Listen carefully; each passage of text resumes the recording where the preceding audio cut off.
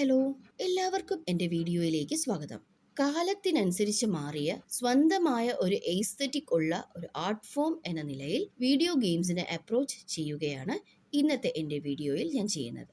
Same ടോപ്പിക്കിൻ്റെ ഇംഗ്ലീഷിലെ video ഇന്നലെ ചെയ്തിരുന്നു. ആദ്യത്തെ വീഡിയോ ഗെയിം 1958 ക്രിയേറ്റ് ചെയ്ത ടെന്നീസ് ഫോർ ടു ആയിരുന്നു.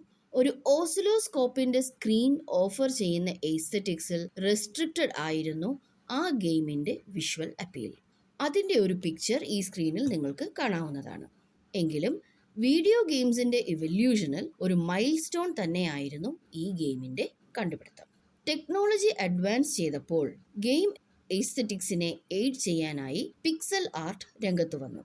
8-ബിറ്റ് ആർട്ട് എന്നുകൂടി അറിയപ്പെടുന്ന പിക്സൽ ആർട്ടിൽ 2⁸ അതായത് 256 കളേഴ്സ് ലഭ്യമാണ്.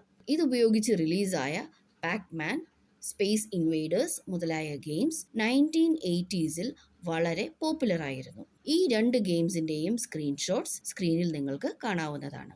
അതേ ഡെക്കേഡിൽ തന്നെ 6500 കളേഴ്സ് ഉള്ള 16-ബിറ്റ് ടെക്നോളജിയും വന്നു.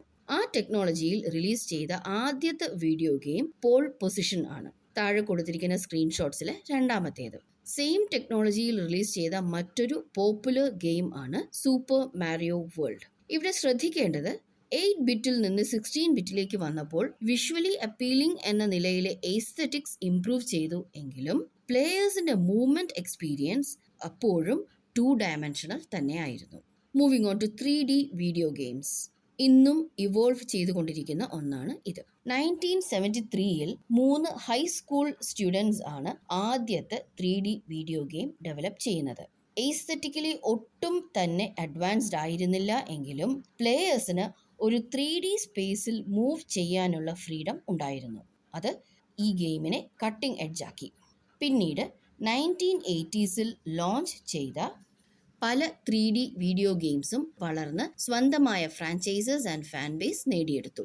ബാറ്റിൽ സോൺ, ടെംപെസ്റ്റ്, സ്റ്റാർ വാർസ് എന്നിവ ചില എക്സാമ്പിൾസ് ആണ്. ഈ ഒരു ടെക്നോളജി ഷിഫ്റ്റിന്റെ കൂടെ ഗെയിംസിൽ പുതിയ ജോൺറേഴ്സും ഉണ്ടായി വന്നു, like adventure, role playing, racing തുടങ്ങിയവ.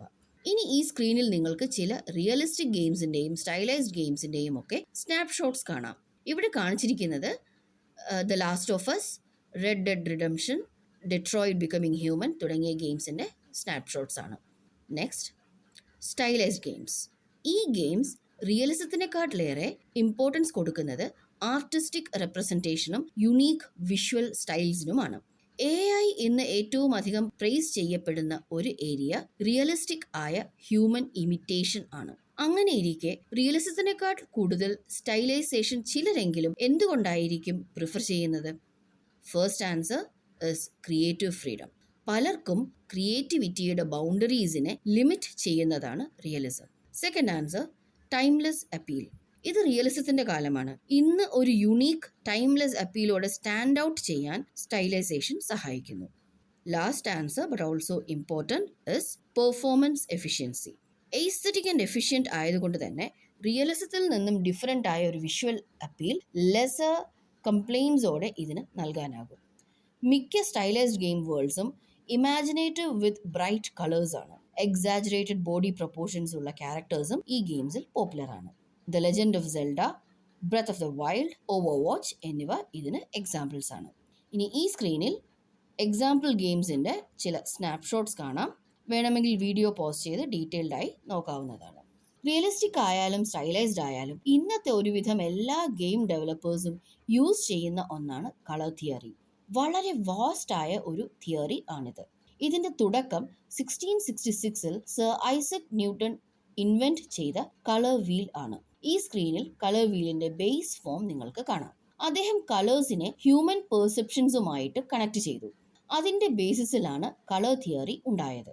കളേഴ്സ് ആൻഡ് കളർ കോമ്പിനേഷൻസ് ഒരുമിച്ച് ഹ്യൂമൻ ഇമോഷൻസ് ആൻഡ് പെർസെപ്ഷൻസിനെ എങ്ങനെ ഇൻഫ്ലുവൻസ് ചെയ്യുന്നു എന്ന സ്റ്റഡി ആണ് കളർ തിയറി.